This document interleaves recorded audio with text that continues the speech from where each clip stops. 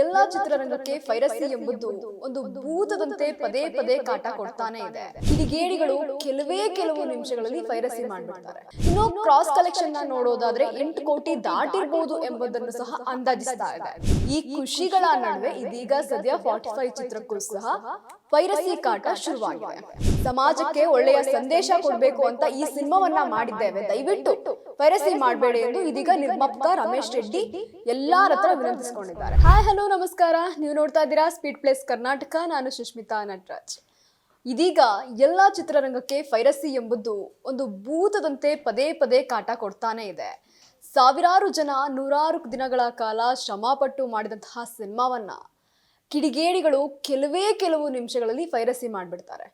ಕೋಟಿ ಕೋಟಿ ಹಣ ಸುರಿದು ನಿರ್ಮಾಪಕರು ಸಹ ಇದೀಗ ಸಂಕಷ್ಟಕ್ಕೆ ಸಿಲುಕುವಂತಾಗ್ತಾ ಇದೆ. ಇನ್ನು ಅರ್ಜುನ್ ಜನ್ಯ ನಿರ್ದೇಶನದ ಫ್ಯಾಂಟಸಿ ಸ್ಟೋರಿ ಆಗಿರುವಂತಹ 45 ಸಿನಿಮಾ ಇದೀಗ ರಾಜ್ಯದಾದ್ಯಂತ ಯಶಸ್ವಿ ಪ್ರದರ್ಶನವನ್ನ ಕಾಣ್ತಾ ಇದೆ.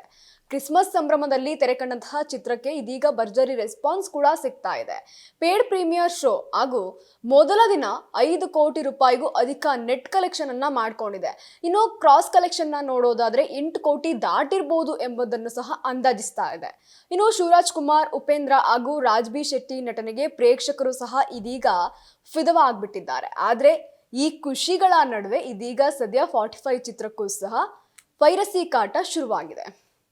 ಅಷ್ಟೇ ಅಲ್ಲ, ಇತ್ತೀಚೆಗೆ ನಟ ಬಾದ್ಶಾ ಸುದೀಪ್ ಕೂಡ ಪೈರಸಿ ವಿರುದ್ಧ ಹುಬ್ಬಳ್ಳಿ ವೇದಿಕೆಯಲ್ಲಿ ನಾವು ಯುದ್ಧಕ್ಕೆ ರೆಡಿ ಎಂಬ ಹೇಳಿಕೆಯನ್ನು ಸಹ ನೀಡಿದ್ರು. ಆದ್ರೆ ಇದೀಗ ಮಾರ್ಕ್ ಚಿತ್ರಕ್ಕೂ ಸಹ ಒಂದ್ ಕಡೆ ಪೈರಸಿ ಭೀತಿ ಶುರುವಾಗಿದೆ. ಇತ್ತ 45 ಚಿತ್ರದ ಪೈರಸಿ ಆಗಿರುವಂತಹ ಲಿಂಕ್ಗಳನ್ನ ಡಿಲೀಟ್ ಮಾಡಿಸುವಂತಹ ಕೆಲಸಗಳನ್ನ ಈಗಾಗಲೇ ಶುರುವಾಗ್ಬಿಟ್ಟಿದೆ. ಇನ್ನು ನಿರ್ಮಾಪಕ ರಮೇಶ್ ರೆಡ್ಡಿ ಈಗಾಗಲೇ ಕೋರ್ಟ್ನ ಮೆಟ್ಟಿಲೇರಿ ಕೋರ್ಟ್ನಿಂದ ಆರ್ಡರ್ ತಂದು ಕಾನೂನಿನ ಸಮರದ ಎಚ್ಚರಿಕೆಯನ್ನು ಸಹ ನೀಡಿದ್ದು, ಮಾಧ್ಯಮಗಳ ಜೊತೆ ಮಾತನಾಡಿ ಒಳ್ಳೆಯ ಸಿನಿಮಾ ಮಾಡಿದ್ದೇವೆ, ಒಳ್ಳೆಯ ಸಂದೇಶ ಇರುವಂತಹ ಸಿನಿಮಾ ಇದು, ದಯವಿಟ್ಟು ಪೈರಸಿ ಮಾಡಬೇಡಿ ಎಂದು ಸಾರ್ವಜನಿಕರ ಹತ್ರ ಅಂದ್ರೆ ಅಭಿಮಾನಿಗಳ ಹತ್ರ ಇದೀಗ ಬೇಡ್ಕೊಂಡಿದ್ದಾರೆ. ಯಾಕಂದ್ರೆ ಸಮಾಜಕ್ಕೆ ಒಳ್ಳೆ ಸಂದೇಶ ಕೊಡಬೇಕು ಎಂದು ದೊಡ್ಡ ಬಜೆಟ್ನಲ್ಲಿ ಸಿನಿಮಾ ಮಾಡಿರ್ತೀವಿ. ಆದ್ರೆ ಸಿನಿಮಾ ರಿಲೀಸ್ ಆಗ್ತಾ ಇದ್ದಂತೆ ಕೇವಲ 24 ಗಂಟೆಯಲ್ಲಿ 24 ಗಂಟೆ ಬೇಡವೇ ಬೇಡ, 24 ಗಂಟೆ ಕಳೆಯೋ ಅಷ್ಟರಲ್ಲಿ, ಕೇವಲ 1 ಶೋ ಇಲ್ಲ 2 ಶೋ ಕಳೆಯೋ ಅಷ್ಟರಲ್ಲಿ ಪೈರಸಿ ಮಾಡಿಬಿಟ್ಟಿರ್ತೀರಾ. ಅದರಲ್ಲೂ ಸಹ ನನಗೂ ಸಹ ಕೆಲವೊಂದು ಲಿಂಕ್ಸ್ ಕೂಡ ಬಂದಿದೆ. ಅದರಿಂದಾನೇ ನಾನು ಕೋರ್ಟ್ಗೆ ಹೋಗಿ ಆರ್ಡರ್ನ ತಂದಿದ್ದೇನೆ. ಇನ್ನು ಈ ಆರ್ಡರ್ ಸಿನಿಮಾವನ್ನ ಪೈರಸಿ ಮಾಡುವವರಿಗೆ ಅನ್ವಯಿಸುತ್ತದೆ ಎಂದು ಇದೀಗ ತಿಳಿಸಿರುವಂಥದ್ದು. ಹಾಗೆ ಈ ರೀತಿ ಪೈರಸಿ ಮಾಡೋದು ಮುಂದುವರ್ಕೊಂಡು ಹೋದ್ರೆ ಕಾನೂನು ಕ್ರಮ ತೆಗೆದುಕೊಳ್ತೇವೆ ಎಂದು ಇದೀಗ ತಿಳಿಸಿರುವಂಥದ್ದು. ಇನ್ನು ನಮ್ಮ 45 ಸಿನಿಮಾದಲ್ಲಿ ಪಾಪ ಪುಣ್ಯದ ಬಗ್ಗೆ ಹೇಳಿದ್ದೇವೆ, ಸಮಾಜಕ್ಕೆ ಒಳ್ಳೆಯ ಸಂದೇಶ ಕೊಡಬೇಕು ಅಂತ ಈ ಸಿನಿಮಾವನ್ನ ಮಾಡಿದ್ದೇವೆ, ದಯವಿಟ್ಟು ಪೈರಸಿ ಮಾಡಬೇಡಿ ಎಂದು ಇದೀಗ ನಿರ್ಮಾಪಕ ರಮೇಶ್ ರೆಡ್ಡಿ ಎಲ್ಲಾರ ಹತ್ರ ವಿನಂತಿಸಿಕೊಂಡಿದ್ದಾರೆ. ಇನ್ನು ಅಂದಾಜು 100 ಕೋಟಿ ರೂಪಾಯಿ ಬಜೆಟ್ನಲ್ಲಿ 45 ಸಿನಿಮಾವನ್ನ ನಿರ್ಮಿಸಲಾಗಿದೆ.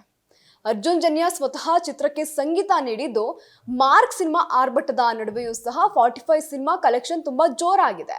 ಫ್ಯಾಮಿಲಿ ಪ್ರೇಕ್ಷಕರು ಸಹ ಸಿನಿಮಾವನ್ನ ಇಷ್ಟಪಟ್ಟು ನೋಡ್ತಾ ಇದ್ದಾರೆ.